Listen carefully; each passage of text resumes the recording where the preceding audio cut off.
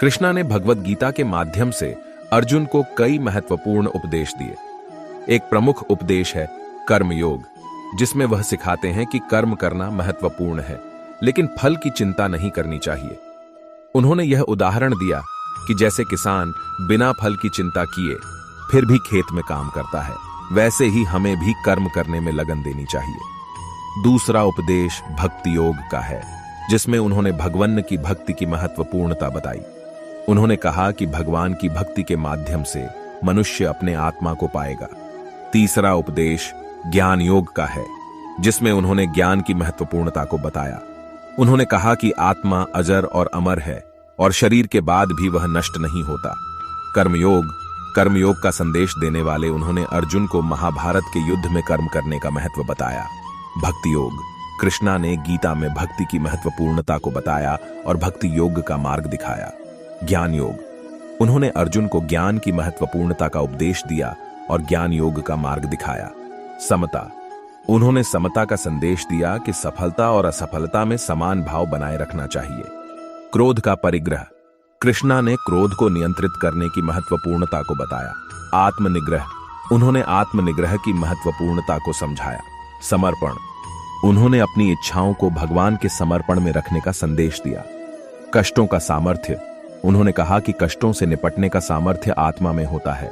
संयम, कृष्णा ने अपनी इंद्रियों का संयम रखने की महत्वपूर्णता को बताया। सत्य, उन्होंने सत्य का पालन करने की महत्वपूर्णता को समझाया। कर्मयोग, एक गांव में एक किसान था जिसने अपने काम में निष्ठा दिखाई।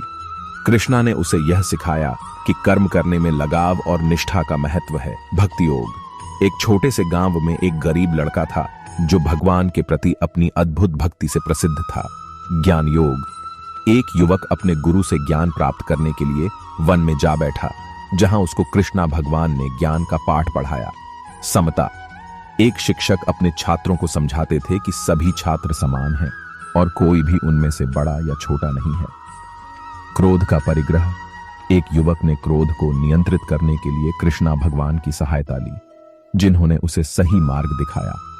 सफलता की ऊंचाइयों को छूने के लिए हमें अकेले चलने की बजाय अकेलापन को अपनाना होता है।